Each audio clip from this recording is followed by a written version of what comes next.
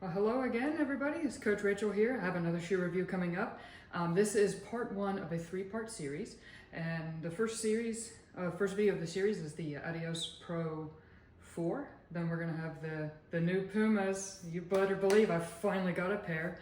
And then the third video is going to be a comparison of the two shoes, and hopefully folks can kind of get an idea of which shoe is best for their event and their skill level and their needs. So let's dive right on in. So the Adios Pro 4 is the heavier of the two shoes, but we'll just focus on this one.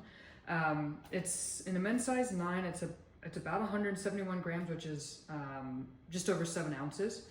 And so it's a little bit heavier. And the heel has 39 millimeters of stack height, and then it's 33 millimeters in the stack height in the forefoot, which means it has a 6 millimeter drop heel to toe.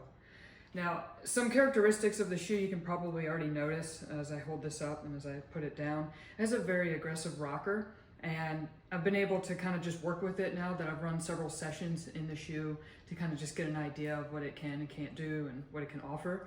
And its lockdown, its durability, things like that. So first off, right off, I think that we need to start with this rocker, and here's why. Some people have issues with their metatarsals, like their big toe doesn't move as well, or maybe they've had surgery like a bunion, or potentially even Achilles issues, because anytime something aggressively rocks you forward, you have to account for metatarsal health and Achilles tendinopathy, calf injuries, things like that. And that's just a general thing to keep in mind with carbon plated shoes in general. Be careful with them. They're so fast, they're wonderful, they preserve our running, but at the same time, they can also cause injuries you may not have otherwise expected. So diving into this shoe, I think it's a wonderful marathon option. Obviously, it'll go faster than that. I've done a couple of longer tempo type workouts in the shoe, and also recently raced a 5K in it. And I thought it was a wonderful tool for the job. And the reason why I say this is probably one of the best marathon options out there is because it's just so dang durable and stable underneath the foot. And even though this doesn't look like a whole lot of heel counter support, this material is well thought out. It really holds the heel snug without you having to really just wrench on these laces to keep your feet in there. So that's definitely a big selling point. And if I bring this a little closer, you can kind of just see, obviously you see a run on the shoe. This rubber is really durable. Like this is like 40 miles and it's fine. Now, considerations also for the shoe, as I hold it this way, it doesn't have a whole lot of forefoot space. So if you have a wider forefoot, you might get away with things if you go up a half size, but bear in mind you don't want to stumble over your toes or anything like that.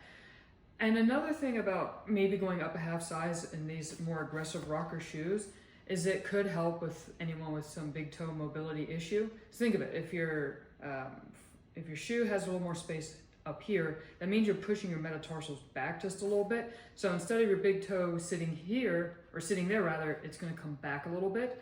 And so that might help you use more of the plate and help you get a more good roll forward as you spring off step to step. This shoe will forgive a heel strike, in my opinion. It's just going to happen as you get tired. If you're like a 4-hour marathoner, I think that's just, you've been on your feet for 4 hours. It's probably in the last few K it's going to happen. It does cater though more towards the midfoot runner that can take a powerful step. So if you are a runner with a slightly slower cadence and really sink in and press off and just run with a lot of force or power, you give this shoe a go. I think this will be a good setup. And I mean that for men or women. Either way, if you just have a long stretched out gait cycle, you're gonna like that. Now back to the weight. It carries its weight very, very well. It's comparable to the Nike Alpha Fly in weight, I believe, more or less. It's still pretty light. We're in a day and age now where we look at 7 ounces, peasant. It rolls very well. It carries its weight very well. You don't really notice it too much. And I think that comes into play in a beneficial way when you're talking about marathons and comfort. you have to be comfortable in your shoe. It doesn't matter what some study says in a laboratory. If you're not jiving with it, it's not going to be the faster shoe. So just test these things out. Be cognizant of what is comfortable to you. And there's a lot of us putting videos out there. I'm not the only one, obviously, to talk about these shoes. But this is just information for your toolbox when you make a shoe choice. So what will this shoe not do? I would say it doesn't corner the best, but honestly, it holds its own because this tread is excellent. And I've heard a couple of my athletes say the Evo was a mistake almost. They got the real light version of the shoe essentially. And they were having issues, I think, in the water stops, slipping and sliding because they're all wet because everyone drops their cups and everything. And they wish they had their Adios Pro 4s on. So a good all-around, this will do everything for you. It even do an ultra if you're like a 50K road runner. Obviously I wouldn't recommend this really for trails. This shoe will serve you well. It's not the snappiest at the shorter distance, but that's relative. Unless you're sub 5-minute miling, I don't think you're gonna notice too much in there. I found these to do just fine in 400s.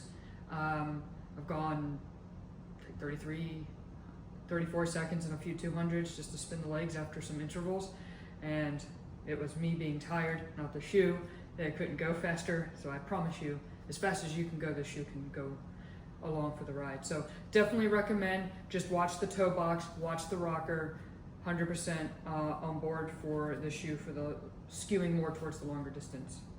Anyway, stay tuned for part 2. We got the new Pumas, and then we'll do a little comparison video on these. Until then.